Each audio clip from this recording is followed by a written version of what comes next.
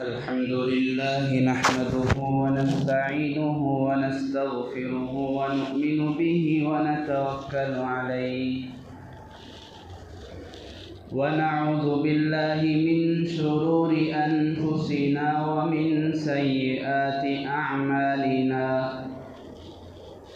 من يهده الله فلا مضل له ومن يضلله فلا هادي له ونشهد أن لا إله إلا الله وحده لا شريك له ونشهد أن سيدنا وسندنا وحبيبنا ومولانا محمدا عبده ورسوله أما بعد فقد قال الله تبارك وتعالى في القرآن المجيد أعوذ بالله من الشيطان الرجيم بسم الله الرحمن الرحيم يثبت الله الذين آمنوا بالقول الثابت في الحياة الدنيا وفي الآخرة وقال تعالى ضرب الله مثلا كلمة طيبة كشجرة طيبة أصلها ثابت وفرعها في السماء وقال النبي صلى الله عليه وسلم من قال لا إله إلا الله مخلصا دخل الجنة وقال عليه الصلاة والسلام ما من عبد يشهد أن لا إله إلا الله وأن محمدا رسول الله حرم الله عليه النار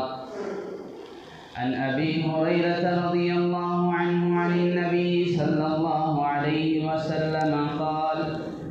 الإيمان بضع وسبعون شعبة أفضلها قول لا إله إلا الله وأدناها إماتة الأذى عن الطريق والحياء شعبة من الإيمان أو كما قال رسول الله صلى الله عليه وسلم اللهم صل على سيدنا ومولانا محمد في أول كلامنا اللهم صل على سيدنا ومولانا محمد في أوسط كلامنا اللهم صل على سيدنا ومولانا محمد في آخر كلامنا اللهم أيدنا بتأييدك يا رب العالمين محترم معزز بزرگوں دوستوں نوجوان بھائیوں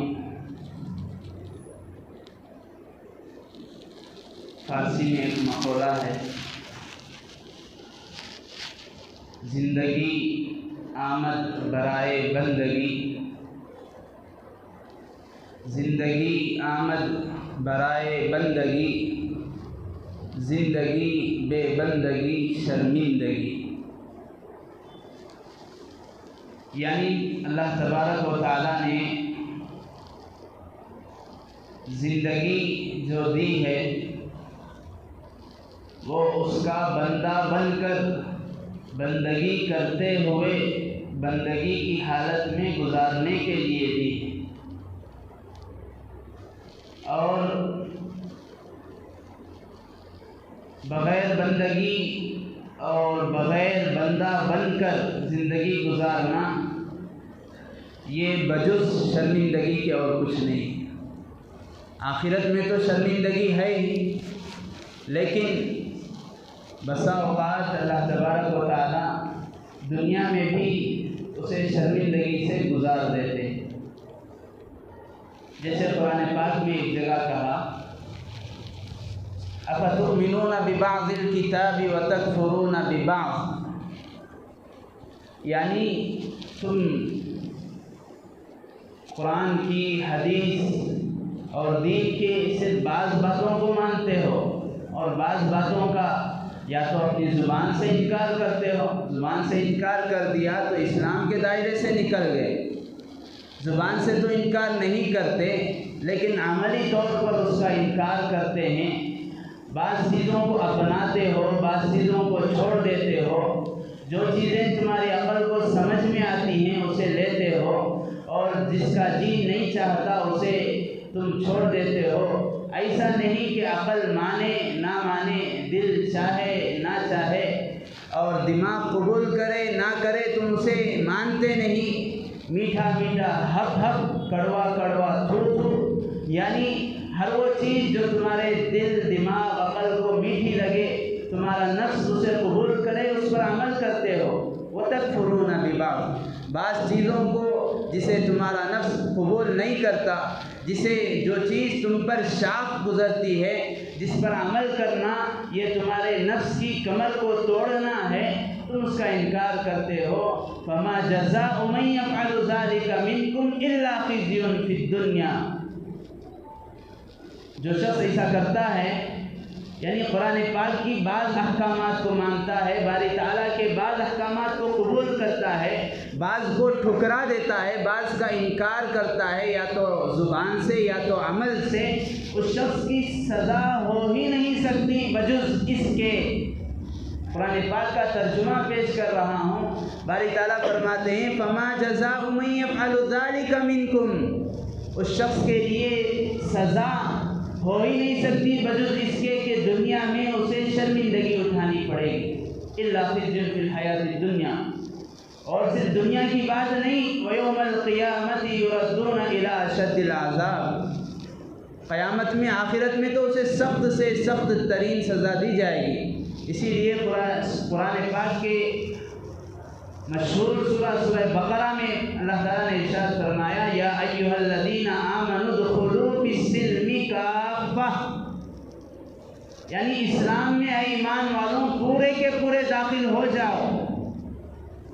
اسی وجہ سے علماء فرماتے ہیں ہم جو کلمہ پڑھتے ہیں، ہم نے جس کلمے کو پڑھ کر اسلام کے دائرے میں اپنے آپ کو داخل کیا ہے، بچہ جب پیدا ہوتا ہے تو اس کے کانوں میں اذان اور اقامت دی جاتی ہے جس میں یہی کلمہ ہے اشہد ان لا الہ الا اللہ، اور اسی طرح جس کلمے کے پڑھنے سے یہ کافر مسلمان ہو جاتا ہے، یہ ایک بد نصیب با نصیب ہو جاتا ہے، یہ ایک اللہ کا مبغوض اللہ کا محبوب بن جاتا ہے، یہ ایک اللہ کی رحمت سے دور شخص کلمہ پڑھ لینے سے اللہ کی رحمت سے قریب ہو جاتا ہے۔ جس کلمے کو ہم پڑھتے ہیں ہم یہ سمجھتے ہیں کہ کلمہ کو ہم نے پڑھ لیا، لا الہ الا اللہ محمد الرسول اللہ، اشہد ان لا الہ الا اللہ و اشہد ان محمدا عبدہ ورسولہ، کلمہ طیبہ کلمہ شہادت، ہم یہ سمجھتے ہیں کہ ہم موحد ہیں، ہم نے توحید کا اقرار کر لیا، ہم نے اللہ کی توحید کو مان لی، ہم نے رسول اللہ کی رسالت کو مان لی۔ علماء فرماتے ہیں یہ نہیں ہے اقرار باللسان، تصدیق بالجنان، عمل بالارکان، توحید تو یہ ہے کہ تم نے زبان سے اقرار کیا ہے اللہ کی وحدانیت کا،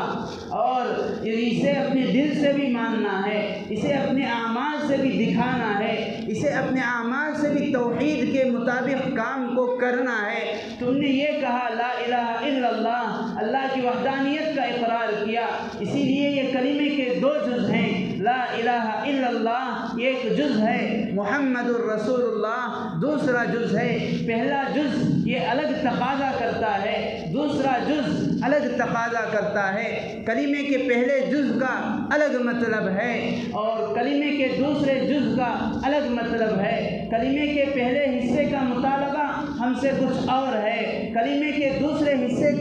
کا مطالبہ ہم سے کچھ اور ہے۔ ہم نے زبانی جمع خرچی کے طور پر یہ تو کہا ہم پڑھتے ہیں لا الہ الا اللہ، بچہ جب سب سے پہلے پیدا ہوتا ہے دنیا میں آتا ہے اور روتے ہوئے آتا ہے، وقت زادنی تو تو گریاں ہما خندہ، جب تو پیدا ہو کر دنیا میں آتا ہے تو رو رہا تھا اور سب ہنس رہے تھے، وہ وقت مردنے تو خندہ وہ ہما گریاں، اور تیرے مرنے کے وقت تو ہنستا ہوا جا، سب روئیں گے، چاہے پیدا ہونے کے وقت ہو چاہے مرنے کے وقت ہو، اس کے پاس کلمے کی تلقین کی جاتی ہے۔ مرض الوفات میں جو آدمی سکرات کے عالم میں ہوتا ہے اس کے پاس بیٹھ کر آہستہ سے کلمے کی تلقین کرنے کا حکم ہے۔ جو بچہ دنیا میں آنکھ کھولتا ہے اس کے لیے حکم یہ ہے کہ پہلا لفظ، پہلا کلمہ، پہلا نام جو اس کے کان میں پڑے وہ اللہ کا نام ہو، پہلا طریقہ جو اس کے کانوں میں سنائی دے وہ رسول اللہ کا طریقہ ہو، پہلی گواہی اللہ کی توحید کی گواہی ہو، پہلی گواہی رسول اللہ کی رسالت کی گواہی ہو۔ اس کا مطلب کیا ہے کہ تیری ابتدا بھی توحید سے ہے، تیری انتہا بھی توحید سے ہے، تجھے اسی طرح درمیانی زندگی میں بھی توحید اور رسالت کے تقاضوں کو پورا کرنا ہے۔ بزرگان محترم، ہم یہ سمجھتے ہیں ہم نے کلمہ پڑھ لیا، ہم مسلمان ہیں، ہم نے اللہ کے نبی کی نبوت اور رسالت کی گواہی دی، ہم رسول اللہ کے امتی ہیں۔ اسی لیے علماء نے فرمایا کلمے کا الگ تقاضا ہے، الگ مطالبہ ہے، الگ مطلب ہے۔ لا الہ الا اللہ کیا مطلب؟ لا الہ الا اللہ، ہم تو اس کا ایک معنی مطلب جانتے ہیں کہ اللہ کے سوا کوئی معبود نہیں ہے، ہم اس کا اقرار کرتے ہیں، لیکن اس کے خلاف ہمارے اعمال ہیں۔ ہم یہ کہتے ہیں کہ اللہ کے سوا کوئی معبود نہیں ہے، لیکن ہماری پیشانی کسی اور کے سامنے اپنی مجبوری میں جھک جاتی ہے، دنیاوی مجبوری، دنیاوی اغراض و مقاصد کی وجہ سے ہم اپنے ماتھے کو، ہم اپنے ہاتھ کو لوگوں کے سامنے پھیلا دیتے ہیں۔ کیا کریں، مجبوری ہے۔ ارے جس ذات نے مجبوری کو پیدا کی ہے وہ ذات تیری مجبوری کو دور کرنے پر بھی قادر ہے۔ لا الہ الا اللہ، عبادت کا لائق وہی ایک ذات، کسی کے سامنے سجدہ کیا جائے اس کا حق صرف اسی کو، کوئی شفا دے سکتا ہے تو صرف وہی، کوئی اولاد دے سکتا ہے صرف وہی، کوئی موت دے سکتا ہے صرف وہی، کوئی زندگی دے سکتا ہے صرف وہی، کوئی بڑھاپا دیتا ہے وہی ہے، جوانی دینے والا وہی ہے، جوانی میں بڑھاپا دینے والا وہی ہے، بڑھاپے میں جوانی جیسی قوت دینے والا وہی ہے، اولاد سے محروم رکھنے والا وہی ہے، اور اعمال کی توفیق دینے والا وہی ہے، وہی خالق خیر ہے، وہی شر کا مالک ہے، اسی کی طرف سے ہر چیز کے فیصلے ہوتے ہیں۔ تقدیر کو اسی نے بنایا، آسمان کو اسی نے بنایا، زمین کو اسی نے بنایا، انسان کو اسی نے بنایا، انسان کی خواہشات کو اسی نے بنایا، انسان کی ضروریات کو اسی نے بنایا، انسان کے جذبات کو اسی نے بنایا، انسان کے شہوات کو اسی نے بنایا۔ بزرگان محترم، جب سب کچھ اسی کا ہے، جب سب کچھ اسی کا بنایا ہوا ہے، جب سب کچھ اسی کے حکم سے، انما اذا اراد شیئا ان یقول له کن فیکون، جب کسی چیز کو بنانا ہوتا ہے تو بنانے کا بھی محتاج نہیں ہے، صرف اس کا اتنے کہنے کی دیری ہوتی ہے کہ ہو جا، بن جا، تو وہ چیز وجود میں آ جاتی ہے۔ جب سب کچھ اسی کا بنایا ہوا ہے تو اس کی دی ہوئی زندگی کو اسی کے حوالے کرنے چاہیے۔ زندگی دی ہوئی اسی کی تھی، زندگی دی ہوئی اسی کی تھی، حق تو یہ تھا کہ ہم اس کا حق ادا نہ کر سکیں۔ بزرگان محترم، اسی لیے علماء نے فرمایا اس کلمے کا مطلب صرف یہ نہیں کہ ہم نے زبان سے اقرار کر لیا، کلمہ طیبہ ہو، کلمہ شہادت ہو، اس کا مطلب یہ ہے کہ ہر حال میں اس کے تقاضے کو پورا کیا جائے۔ ہم یہ سمجھیں لا الہ الا اللہ کہنے پر اتنی فضیلت کہ ایک غیر جو کفر کی حالت میں تھا، جو اللہ کو ایک معبود نہیں سمجھتا تھا، جو جتنے کنکر اتنے شنکر کا قائل تھا، یہ ایک بارگاہ میں اس کا سر سجدہ ریز نہیں ہوا کرتا تھا۔ جب وہ لا الہ الا اللہ پڑھ لیتا ہے، صرف اس کے ایک عمل پر، صرف اس کے ایک اقرار پر، صحیح نیت سے جب وہ پڑھ لیتا ہے، چاہے اس نے ایک نماز نہ پڑھی ہو اس کے بعد، چاہے کلمے کا پڑھ لینے کے بعد، کلمے کو اسلام کو قبول کر لینے کے بعد ایک روزہ نہ رکھا ہو، ایک روپیہ صدقہ خیر خیرات نہ کیا ہو، ایک حج نہ کیا ہو، ایک آیت کی تلاوت نہ کی ہو، ایک نماز نہ پڑھی ہو، ایک سجدہ نہ کیا ہو، ایک خیر کی بات نہ کی ہو، برائی سے نہ روکا ہو، ہمدردی نہ کی ہو، خیر خواہی نہ کی ہو، غم خواری نہ کی ہو، ان سب کے باوجود بھی اللہ تبارک و تعالیٰ اسے بغیر حساب و کتاب کے جنت میں داخل کرتے ہیں۔ جیسے سیرت میں مشہور واقعہ ہے ایک جنگ، ایک غزوہ خیبر کے نام سے۔ اس میں جب مسلمانوں پر غیروں کی طرف سے ظلم و ستم بڑھے، بالخصوص اہل کتاب یہودی مسلمانوں کو ستانے لگے، انہیں پریشان کرنے لگے، ہر اعتبار سے انہیں پریشانی پہنچانی ان کی یہ فکر بن گئی تھی، تو اللہ تعالیٰ نے حکم دیا کہ خیبر اس علاقے میں، اس مقام پر یہودی رہتے ہیں، اے نبی جی آپ صحابہ کی جماعت کو لے جا کر آپ حملہ کریں، آپ خود انہیں جنگ کی دعوت دیں، آپ ان کے اس خیبر مقام کا احاطہ کر لیں۔ اللہ کے نبی علیہ الصلوۃ والسلام حضرات صحابہ کرام رضی اللہ عنہم اجمعین کی جماعت کے ساتھ اس خیبر کے مقام پر پہنچے۔ وہاں پہنچنے کے بعد رسول اللہ صلی اللہ علیہ وسلم نے احاطہ کر لیا۔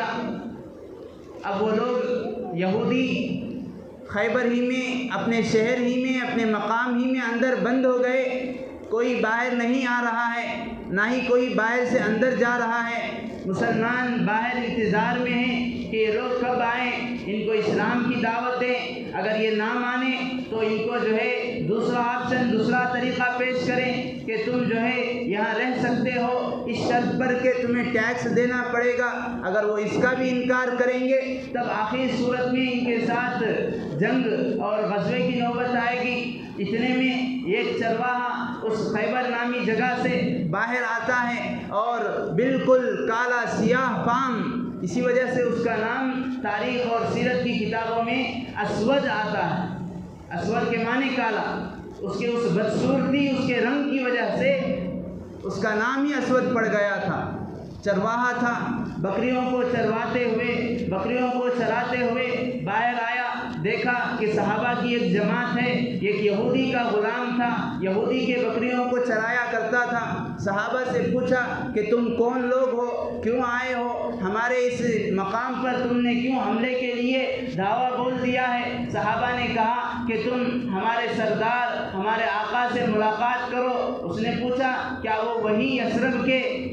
کے مالک ہیں، یثرب کے شہنشاہ ہیں؟ یثرب مدینے کا نام ہوا کرتا تھا۔ صحابہ نے کہا ہاں۔ پوچھا کہاں ہیں؟ صحابہ نے بتایا کہ فلاں خیمے میں وہ بیٹھے ہوئے ہیں۔ گیا، دیکھا رسول اللہ صلی اللہ علیہ وسلم کے، آپ کی سادگی کو، آپ کے چہرے کو جیسے ہی دیکھا اس کا دل حضور علیہ الصلوۃ والسلام کی طرف کھینچا چلا گیا۔ پوچھنے لگا کہ آپ بادشاہ ہیں، آپ شہنشاہ ہیں، میں تو یہ سمجھ رہا تھا کہ آپ کے پاس دربان ہوں گے، پہرے دار ہوں گے، آپ کے اس شہنشاہ، آپ کے اس شاہی دولت خانے میں قالینیں بچھی ہوئی ہوں گی، عمدہ قسم کے پردے لٹکے ہوئے ہوں گے، لیکن میں جب دیکھتا ہوں تو آپ تو ایک معمولی قسم کے ایک کھجور کے خیمے میں، کھجور کے پتوں سے بنا ہوا خیمہ، آپ اس میں تشریف فرما ہے۔ یہ آپ کی سادگی ہے، مجھے بہت اچھی لگی۔ آپ کس چیز کے لیے آئے ہیں؟ آپ کا دعویٰ کیا ہے؟ آپ کیا کہتے ہو؟ آپ کا کام کیا ہے؟ آپ کیوں آئے ہو؟ ہم سے کیا چاہتے ہو؟ اللہ کے نبی علیہ السلام نے فرمایا میں اللہ کا نبی ہوں اور میں یہی کہتا ہوں لا الہ الا اللہ محمد الرسول اللہ، ایک اللہ کو مان لو تفلحو، تم کامیاب ہو جاؤ گے۔ مجھے رسول مان لو، میرے طریقے کی اتباع کر لو، تم سب کے لیے دونوں جہاں کی کامیابی۔ اب بیچارہ سادہ سیدھا चरवाहा ग़ुलाम था। हुज़ूर सल्लल्लाहु अलैहि वसल्लम की बातों को सुना, जैसे ही सुना आप अलैहिस्सलातु वस्सलाम की ये बातें उसके दिल में उतरने लगी। पहले ही आपकी सादगी को देखकर मुतासिर हो गया था। आपकी सादगी को देखकर उसका दिल इस्लाम की तरफ खींचा चला आ रहा था। अल्लाह के नबी अलैहिस्सलाम से पूछा, ऐ मोहम्मद आप बताइए मैं इस्लाम ला लूँ और इस बात की गवाही दूँ ला इलाहा इल्लल्लाह मुहम्मदुर रसूलुल्लाह, तो क्या मुझे भी वही मकाम मिलेगा जो एक मुसलमान को, तुम्हारे सहाबा में, तुम्हारे साथियों में जो एक मुसलमान है, वही मकाम मुझे भी दिया जाएगा? अल्लाह के नबी ने फरमाया, इतना ही नहीं, जब तुम इस कलीमे को पढ़ लोगे तुम्हें एक मुसलमान के बराबर समझा जाएगा। मुसलमान को जो हुकूक दिए जाते हैं वही हुकूक तुम्हें भी दिए जाएंगे। और इतना ही नहीं, हम तो तुम्हें अपने सीने से लगाएंगे। और मुताज्जिब हुआ और ताज्जुब में पड़ गया कि एक बादशाह, यसरब के बादशाह, सऊदी अरब के बादशाह, जिनका डंका चहादांगे आलम में बज रहा है, जिनके मुताल्लिक़ कुरान ने कहा है वमा अरसलनाका इल्ला रहमतल लिल आलमीन, आलमों के लिए नबी, आलमों के लिए रहमत बनाकर भेजे गए, ऐसी बड़ी हस्ती मुझ जैसे काले कलोटे सियाह फाम गुलाम को अपने सीने से लगाने के लिए तैयार हैं। कहा, ऐ मोहम्मद मैं तो एक काला कलोटा हूँ, मुझ में सिर्फ और सिर्फ सियाही है, कालापन ज़्यादा है, लोग तो मुझे अपने से करीब भी नहीं करते, मेरे अंदर ग़ुलाम होने की वजह से एक बदबू भी रहती है, मैं बदबूदार भी हूँ। क्या मेरे इस्लाम लाने के बाद, इस कलीमे को पढ़ लेने के बाद आप और आपके साथी सच में मुझे अपने सीने से लगाएंगे कि आप मुझसे मजाक तो नहीं कर रहे हो? अल्लाह के नबी ने फरमाया, नहीं, तुम कलीमा पढ़ लो। जैसे ही उसने कलीमा पढ़ा, अल्लाह के नबी अलैहिस्सलातु वस्सलाम ने अपने सीने से लगाया। ग़ज़वा खैबर का मौका था, जंग के दिन चल रहे थे, ग़ज़वे के अय्याम थे। आप अलैहिस्सलाम से उसने पूछा, अब मेरे लिए क्या हुक्म है, मैं क्या करूं? क्योंकि जंग का मौका था। आपने फरमाया, जंग में शामिल हो जाओ। उसने पूछा, ऐ मोहम्मद जंग में शामिल हो जाऊं तो मैं क्या करूं? अगर मैं लड़ते लड़ते शहीद हो जाऊं तो मुझे क्या मकाम मिलेगा? अगर मैं लड़ते लड़ते कामयाब हो जाऊं मुझे क्या मकाम मिलेगा? अल्लाह के नबी अलैहिस्सलाम ने फरमाया, अगर लड़ते लड़ते काफिरों से तुम कामयाब हो गए तो गाजी कहलाओगे, अगर तुम शहीद हो गए अल्लाह के यहाँ अल्लाह तबारक व तआला तुम्हें ऐसे पानी से गुस्ल देगा जिसके बाद तुम्हें कभी बदबू महसूस नहीं होगी, तुम्हारी खुशबू सबको महसूस होगी और अल्लाह तबारक व तआला तुम्हारी इस सियाही को सफ़ेदी में बदल देगा। अब जंग ग़ज़वा हुआ, पूरा ग़ज़वा मुकम्मल हो गया। ग़ज़वा मुकम्मल होने के बाद हुज़ूर अलैहिस्सलातु वस्सलाम का मामूल था, आप अलैहिस्सलातु वस्सलाम जंग के बाद आप सर्वे के तौर पर, तहक़ीक़ के तौर पर एक दौरा किया करते कि इस जंग में कौन कौन ज़ख्मी हुए, कौन शहीद हुए, किसे क्या हासिल हुआ। आप अलैहिस्सलातु वस्सलाम ने देखा हज़रात सहाबा एक लाश के इर्द गिर्द जमा हुए हैं। जाकर देखा, पूछा क्या हुआ? सहाबा ने कहा, या रसूल अल्लाह, ये एक ऐसा आदमी है जो मुसलमानों की तरफ से लड़ा, शहीद हो गया, हम में से कोई भी तो इसको नहीं जानता। हुज़ूर सल्लल्लाहु अलैहि वसल्लम ने फरमाया, मैं इसको जानता हूँ, ये एक ऐसा खुशनसीब और काबिल ताज्जुब आदमी है कि इसने इस्लाम लाया, ना इसने एक नमाज़ पढ़ी। हुज़ूर अलैहिस्सलाम ने फरमाया, इस्लाम लाने के बाद ना इसने एक नमाज़ पढ़ी, ना एक सजदा किया, ना एक रोज़ा रखा, और उस वक्त हज फ़र्ज़ नहीं हुआ था, ना इसने ज़कात दी, ना कुछ खैर का काम किया, लेकिन इसके बावजूद इस्लाम लाकर सिर्फ कलीमा पढ़ लेने से अल्लाह तबारक व तआला ने इसे, मैं देख रहा हूँ अपनी आंखों से, अल्लाह तबारक व तआला इसे कुफ्र के दलदल से निकाल कर इसे जन्नतुल फिरदौस में आला मकाम नसीब कर रहे हैं। वो क्या चीज़ थी कि एक आदमी को कुफ्र से निकाल कर जन्नतुल फिरदौस में ले जा रही है? वही है ये कलिमा तय्यबा ला इलाहा इल्लल्लाह मुहम्मदुर रसूलुल्लाह। اسی لیے اللہ کے نبی نے فرمایا من قال لا الہ الا اللہ مخلصا دخل الجنہ، جو شخص اخلاص کے ساتھ لا الہ الا اللہ پڑھتا ہے وہ سیدھا جنت میں داخل ہوگا۔ صحابہ نے پوچھا وما اخلاصھا، یا رسول اللہ اخلاص سے کیا مطلب؟ آپ علیہ الصلوۃ والسلام نے فرمایا اخلاص سے مطلب یہ ہے کہ تم نے کلمہ پڑھ لیا، صرف اتنا کافی نہیں، کلمہ پڑھ لینے کے بعد یہ کلمہ تم کو حرام چیزوں سے روکے۔ بزرگان محترم، اب ہم خود اپنا جائزہ لیں، محاسبہ کریں کہ ہم نے کلمہ پڑھا، ہمارے کانوں میں کلمہ پڑھا گیا، ہم بچپن سے کلمہ پڑھتے آ رہے ہیں، کلمے کی تسبیح پڑھتے رہتے ہیں۔ افضل الذکر لا الہ الا اللہ، بہترین ذکر لا الہ الا اللہ ہے۔ اتنا ہی نہیں، اللہ کے نبی علیہ الصلوۃ والسلام نے فرمایا جددوا ایمانکم، میرے صحابہ تم یہ کلمے کے ذریعے سے تم ایک ایسا کلمہ ہے، ایک ایسا ورد ہے، اس کو پڑھنے سے اپنے ایمان کو تازگی بخش سکو گے، تمہارا ایمان تر و تازہ ہوگا۔ صحابہ نے پوچھا وہ کیا کلمہ ہے؟ قیل یا رسول اللہ کیف نجدد ایماننا، ہم اپنے ایمان کو کیسے تازہ کریں، اپنے ایمان کی تجدید کیسے ہو، اپنے ایمان کی تر و تازگی کیسے ہو؟ آپ علیہ السلام نے فرمایا اکثروا من قول لا الہ الا اللہ، لا الہ الا اللہ کی کثرت سے تمہارا ایمان تازہ ہوگا۔ اب ہم خود سوچیں، ہم اس کی تسبیح کرتے ہیں، اس کا ورد کرتے ہیں، اپنے بچوں کو اس کی تلقین کرتے ہیں، بچوں کو پڑھاتے ہیں، بچہ پڑھتا ہے لا الہ الا اللہ، بچہ پڑھتا ہے اشہد ان لا الہ الا اللہ، بچہ پڑھتا ہے پہلا کلمہ، دوسرا کلمہ، لیکن یہ کلمہ آج ہمیں اپنے حرام کاموں سے نہیں روک رہا ہے۔ مطلب یہ ہے کہ ہم نے اس کو اس کی حقیقت کے ساتھ، اس کے تقاضے کے ساتھ، اس کے مطالبے کے ساتھ اور اس کا کیا تقاضا ہے ہم نے نہیں سمجھا، ہم نے اس کو نہیں مانا، جس کی وجہ سے آج ہم صرف کلمہ پڑھ کر یہ سمجھتے ہیں ہم مسلمان ہیں۔ اس کلمے کے پڑھ لینے کے بعد آدمی کے دل میں وحدانیت، اللہ تعالیٰ کی توحید اتنی مضبوطی سے ہو جانی چاہیے۔ حدیث پاک میں اللہ کے نبی نے فرمایا یکرہ ان یعود فی الکفر کما یکرہ ان یقذف فی النار، کہ اللہ تعالیٰ کی نافرمانی کفر کی طرف جانے سے وہ اس طرح ڈرے، اس طرح بچے جیسے ایک آدمی آگ میں کودنے سے، آگ میں ڈالے جانے کو ناپسند کرتا ہے۔ اب یہ کلمے کا تقاضا یہ ہے کہ ہر وقت خوشی ہو یا غم، مالداری ہو یا غریبی، ہر وقت میں یہ دیکھیں لا الہ الا اللہ، اللہ تعالیٰ کا کیا حکم ہے، محمد الرسول اللہ نبی کا کیا طریقہ ہے۔ اسی لیے فرمایا بندگی وہی معتبر ہے، اللہ تعالیٰ کے یہاں بندے کی بندگی وہی معتبر ہے جو رسول اللہ کے طریقے پر ہوتی ہے۔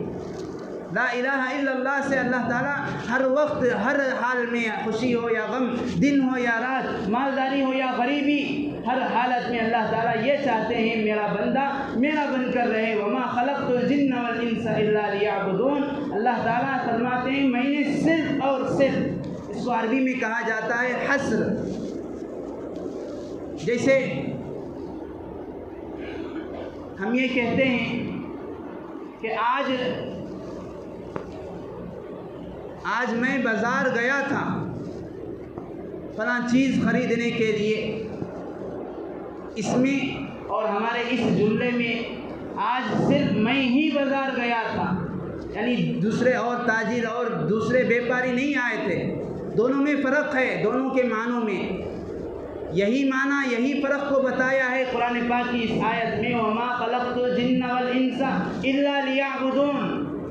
میں نے صرف اور صرف اپنی عبادت کے لیے تمہیں پیدا کیا ہے۔ مطلب یہ ہے کہ اللہ تبارک و تعالی دن کے 5 اوقات میں اس اپنی بندگی کا، اپنے اس عہد کا تجدید کراتے ہیں جو تم نے کیا تھا، جو تم نے مجھ سے کیا ہے، جو تم نے کلمہ پڑھ کر لا الہ الا اللہ محمد الرسول اللہ کہہ کر میری توحید کا اقرار کیا ہے، مجھے معبود مانا ہے، لا معبود الا اللہ، تم نے یہ کہا کہ معبود صرف میں ہوں، لا مطلوب الا اللہ، تم نے یہ کہا ہے کہ صرف اگر کسی کو طلب کیا جائے، اگر کسی کی اقتدا کی جائے، کسی سے محبت کی جائے تو وہ صرف میں ہوں۔ اور اسی طرح تم نے یہ کہا ہے لا معبود الا اللہ، لا مسجود الا اللہ، لا مطلوب الا اللہ، لا الہ الا اللہ۔ لا الہ الا اللہ کا مطلب یہ ہے تم نے 5 وقت صرف اپنے اس عہد کو تازہ کر لیا، بقیہ اوقات کیا کرو گے؟ کیا بقیہ اوقات تم بندے نہیں ہو؟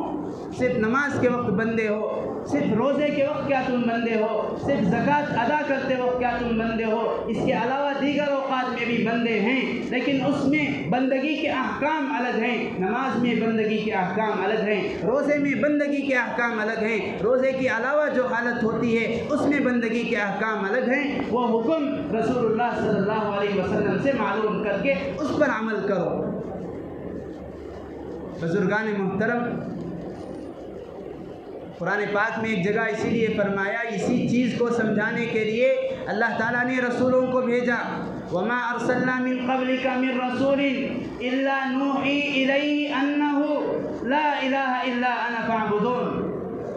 اے نبی جی، ہم نے آپ سے پہلے جتنے بھی رسولوں کو بھیجا ہے صرف اس لیے کہ وہ سمجھائیں کہ صرف میں ہی معبود ہوں۔ بزرگوں، دوستوں، ہم یہ سوچیں ہماری معاملات میں ہم اس کلمے کے تقاضے کو پورا کر رہے ہیں یا نہیں؟ اپنی معاشرت میں ہم نے اس کلمے کے تقاضے کو پورا کیا یا نہیں؟ اپنی شادی بیاہ میں ہم نے اس کلمے کے تقاضے کو پورا کیا یا نہیں؟ ہم یہ سمجھتے ہیں نماز پڑھ رہے ہیں، ہم بندے ہیں، ہمارے لیے قرآن کی ضرورت ہے، ہمارے لیے نبی کے طریقے کی ضرورت ہے، ہم روزہ رکھتے ہیں، نبی کے طریقے کی ضرورت ہے، زکوٰۃ ادا کر رہے ہیں، مسئلے کی ضرورت ہے، حج کو جا رہے ہیں، مسئلے کی ضرورت ہے، تلاوت کر رہے ہیں، اللہ کے بندے ہیں۔ بقیہ اوقات ہماری شادی بیاہ، ہماری معاملات، ہماری معاشرت، ہمارے اخلاقیات، ہمارے لین دین، ہماری تجارتیں، ان سب میں ہم یہ سمجھتے ہیں ہم آزاد ہیں، ہم اللہ کے بندے نہیں ہیں، اگرچہ کہ ہم اپنی زبان سے نہیں کہہ رہے ہیں لیکن اپنے اعمال سے ضرور کہہ رہے ہیں۔ اسی لیے علماء نے فرمایا کلمہ طیبہ کا مطلب یہ ہے کہ ہم اپنی شادی بیاہ میں بھی اس کے تقاضے کو پورا کریں۔ تقاضا کیا ہے؟ اللہ تعالیٰ کے حکم کی وجہ سے رسول اللہ کے طریقے کے مطابق شادی بیاہ کرنا۔ اب خود ہم دیکھیں اپنے علاقے کے، اپنے خاندان کے، اپنے محلے کے، بہت دور جانے کی بات نہیں، اپنے خاندان کی تحقیق کر لیں، سروے کر لیں، جائزہ لیں، کتنے بچے کتنے بچیاں بے نکاح بیٹھے ہوئے ہیں، بیٹھی ہوئی ہیں، صرف بے جا رسومات، بے جا خرافات، بے جا بدعات کی وجہ سے۔ یہ نہ ہو تو کیسا، یہ نہ ہو تو کیسا۔ اسی وجہ سے علماء فرماتے ہیں ہم اپنی گھر کی مستورات کو خصوصاً اس کی طرف توجہ دلائیں، اس لیے کہ گھروں میں، ہمارے خاندانوں میں جو خرافات، جو بدعات، جو رسومات چل رہے ہیں، ان سب کے پیچھے عورتوں کا ہاتھ ہوتا ہے عموماً، کہ یہ نہ ہو تو کیسا، یہ رسم ہونی چاہیے، یہ چیز ہونی چاہیے، ورنہ میں کیا منہ دکھاؤں گی، لوگ کیا کہیں گے۔ انہیں سمجھائیں، ہم خود اس پر عہد کریں، ہم خود اس بات کی تجدید کریں، اس وعدے کو یاد کریں، ہم نے اقرار کیا ہے لا الہ الا اللہ، میں صرف اللہ تیری بات مانوں گا، میں صرف تیرا حکم مانوں گا، مجھے پرواہ ہے تیرے حکم کی، مجھے پرواہ ہے صرف تیرے حکم کی، دنیا والوں کی پرواہ نہیں ہے، دنیا والے لوگ کیا کہیں گے اس کی مجھے پرواہ نہیں ہے، اور میں تیرے حکم کو محمد الرسول اللہ نبی کے طریقے پر پورا کروں گا۔ اگر یہ چیز نہ ہوگی، یہ سوچیں کہ میں قبر میں کیا منہ لے کے جاؤں گا، حشر میں کس منہ سے جاؤں گا، حشر میں، روز محشر میں رسول اللہ کے سامنے میں کس منہ سے کھڑا ہوں گا، کس چہرے کو لے کر جاؤں گا کہ رسول اللہ مجھے جام کوثر سے سرفراز فرمائے۔ بزرگان محترم، اس لیے اس چیز کی طرف توجہ دینے کی ضرورت ہے کہ ہم یہ سوچیں زندگی آمد برائے بندگی۔ اللہ تعالیٰ نے جو زندگی دی ہے، جس زندگی میں ہم نے آنکھ کھولا، آنکھ کھولتے ہی ہمارے کان میں وہ کلمہ پڑ گیا ہے، ہم نے اقرار کر لیا ہے لا الہ الا اللہ، تو ہم صرف نمازوں کے وقت بندے نہیں ہیں، ہر حال میں، ہر آن میں، ہر حالت میں،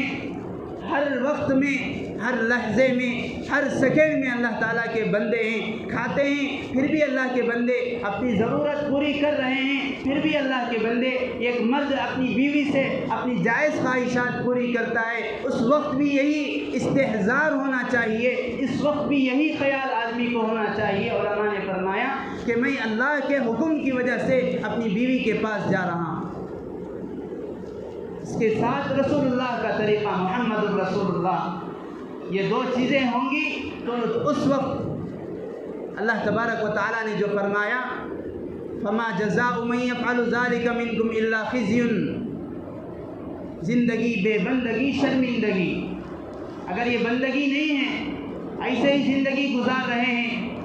من مانی زندگی گزر رہی ہے، شرمندگی ہے، دنیا میں بھی اللہ تبارک و تعالیٰ شرمندگی کا سامنا کرا دیتے ہیں۔ اس لیے اسی بات کا، اسی کلمے کا بارہا ورد کیا کریں۔ اسی لیے حدیث پاک میں فرمایا افضل الذکر، سب میں بہترین ذکر یہ ہے لا الہ الا اللہ پڑھا کرو، وافضل الدعاء الحمدللہ، اللہ سے دعا کرنا ہے، الحمدللہ کا کثرت کرو، اللہ کا ذکر کرنا ہے، لا الہ الا اللہ پڑھا کرو، تاکہ تمہیں یہ احساس ہو کہ میں نے جو عہد، میں نے جو اللہ تعالیٰ سے وعدہ کیا ہے، عالم ارواح میں بھی کیا ہے، دنیا میں زندگی میں آنے کے بعد جیسے ہی میں نے آنکھ کھولا ہے جو وعدہ کیا ہے، اس عہد کی تجدید ہوتی رہے۔ صرف نماز کے وقت نہیں ہے کہ میں نماز کے وقت اسے مجھے یہ خیال ہو کہ میں بندہ ہوں، میں تجارت کر رہا ہوں لا الہ الا اللہ، میں پھر بھی اللہ کا بندہ ہوں، میں گھر میں ہوں لا الہ الا اللہ، میں پھر بھی اللہ کا بندہ ہوں، میں سو رہا ہوں لا الہ الا اللہ، میں پھر بھی اللہ کا بندہ ہوں، میں اپنے بیوی بچوں کے ساتھ ہوں لا الہ الا اللہ محمد الرسول اللہ، پھر بھی اللہ کے احکام کا پابند، نبی کے طریقے کا تابع دار۔ بزرگان محترم، یہ چیز ہوگی تو آج جو ہر جگہ مسلمانوں پر ظلم و ستم توڑے جا رہے ہیں، ظلم و ستم کے پہاڑ توڑے جا رہے ہیں، یہ چیزیں بند ہوں گی۔ وما كان الله ليعذبهم وانت فيهم، قرآن پاک میں اللہ تعالیٰ نے کہا اے نبی جی جب تک آپ دنیا میں رہیں گے، مفسرین نے ایک مطلب یہ بھی بیان کیا، مطلب دوسرا یہ ہے کہ جب تک رسول اللہ کا طریقہ دنیا میں رہے گا، جب تک رسول اللہ کی سنتیں دنیا میں باقی رہیں گی، ما كان الله ليعذبهم، اللہ تعالیٰ عمومی عذاب میں مبتلا نہیں کرے گا، اللہ تعالیٰ ظالموں کو مسلط نہیں کرے گا،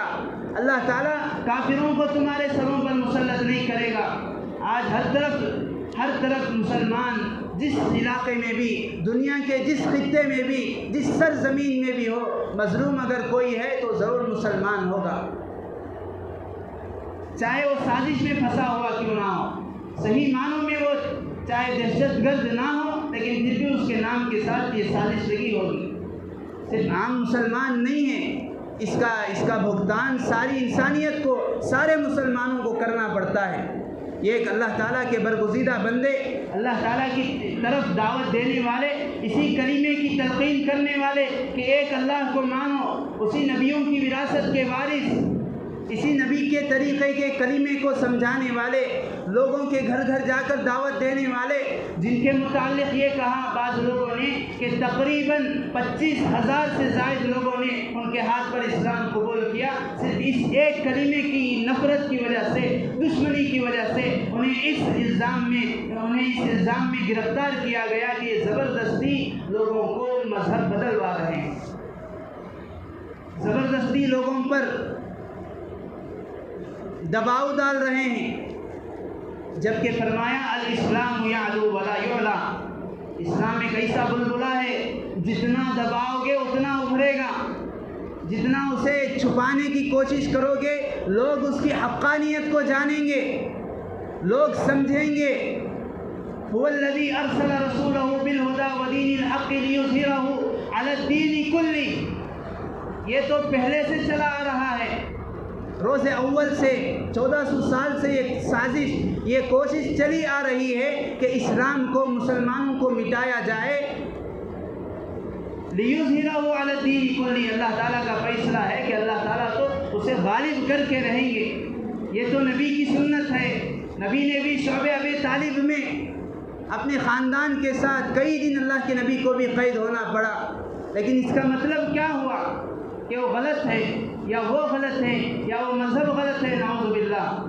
بزرگان محترم، اس حقیقت کو، اس کی حقانیت کو ہمیں پہلے خود سمجھنا ہے۔ کلمہ کیا ہے؟ کلمہ کا تقاضا کیا ہے؟ کلمہ ہم سے کیا چاہتا ہے؟ ہم سے مطالبہ کیا کرتا ہے؟ ہمارے بچے گھر میں آتے ہیں، گھر سے نکل رہے ہیں۔ وہ ایک دور تھا، بچے گھر میں آتے تھے، سلام کر کے آتے تھے، بچے گھر میں آتے تھے، امی ابو سے اجازت لے کر آتے تھے۔ آج بچے گھر میں آتے ہیں، ایسا لگتا ہے کوئی منحوس، کوئی شیطان گھر میں آ گیا ہے۔ نہ سلام ہے، نہ دعا ہے، نہ پیام ہے، نہ رحمت ہے، نہ برکت ہے۔ ہر ایک کی زبان پر یہی گلا، یہی شکوہ، یہی بے برکتی، یہی نحوست، کچھ نہ کچھ گلا ہے، کچھ نہ کچھ شکوہ ہے۔ اسی کو سمجھانے کے لیے، اسی کو بتانے کے لیے، یہی بچوں کی ذہن سازی کے لیے یہ مدارس ہیں، یہ مکاتب قائم کیے گئے کہ وہاں پر بچوں کو یہ سمجھایا جاتا ہے، بیٹے گھر میں کس طرح داخل ہوتے ہیں، بیٹے امی ابو سے کس طرح بات کرتے ہیں، بیٹے ہم کون ہیں، بیٹے کلمہ کیا ہے، کلمہ ہم سے کیا چاہتا ہے۔ بسا اوقات تو اس کے اثرات ایسے اچھے ثابت ہوئے کہ بچوں کی وجہ سے کئی والدین، کئی گھرانے دیندار بن گئے۔ اسی لیے تو فرمایا جاتا ہے یہ بچے، یہ ہمارے لیے مستقبل ہیں، یہ ہمارا فیوچر ہے، ان کی فکر کریں۔ ان کی فکر کرنے کی برکت سے اللہ تبارک و تعالی ہمیں اور ہمارے گھرانوں میں وہ کلمے کی حقانیت کو پہنچائیں گے۔ اور اس کی ایک خاصیت، بچے کم از کم مسجد سے جڑنے والے ہو جائیں گے۔ اس لیے کہ یہ جو دور چل رہا ہے، طرح طرح کے فتنے، اللہ کے نبی نے فرمایا القابض علی دینہ الصابر علی دینہ کالقابض علی الجمر، کہ میری امت پر ایک زمانہ ایسا آئے گا لوگوں کا اپنے اور اپنے گھر والوں کے دین کو بچانا اتنا مشکل ہو جائے گا کہ گویا کہ وہ اس زمانے میں ایسے شخص کی طرح ہو جائے گا جیسے ایک شخص اپنے ہاتھ میں انگارہ لے کر چلتا ہے، پتہ نہیں وہ اس کے ہاتھ کا انگارہ کب ہاتھ کو جلاتے ہوئے اس کے جسم کو جلا دے، معلوم نہیں ہے، اسے دیر نہیں لگتی۔ بالکل اسی طرح اس زمانے میں لوگوں کا اپنے اور اپنے گھر والوں کے دین اور عقائد کو بچانا مشکل ہو جائے گا۔ بزرگان محترم، بچے عقل کے کچے، جو ان کی عقل میں بات ڈال دی جائے، جو بتا دیا جائے وہی سمجھیں گے، جو عقائد کی تعلیم دی جائے اسکولوں میں وہی وہ اسے سچ سمجھیں گے۔ اگر انہیں صحیح عقائد، صحیح کلمہ، صحیح توحید، صحیح رسالت، صحیح اللہ کے صفات، صحیح عقائد کیا ہیں، رسول اللہ کی تعلیمات کیا ہیں، قرآن کیا ہیں، مسلمان کون ہیں، اسلام کیا ہے، اسلام کیا سکھاتا ہے، یہ ساری تعلیم اور ساری ان کی تلقین، تربیت نہیں کی جائے گی، یہ بچے کل ہمیں مستقبل میں چل کر کبھی معاف نہیں کریں گے۔ اس لیے اس چیز کی طرف توجہ دیں۔ ہم یہ نہ سوچیں کہ میرے گھر میں کوئی بچہ نہیں ہے یا میرے گھر کا بچہ مدرسہ جا رہا ہے یا اس کی ترتیب بن گئی ہے۔ قوم و ملت کے بچے یہ ہمارے بچے ہیں،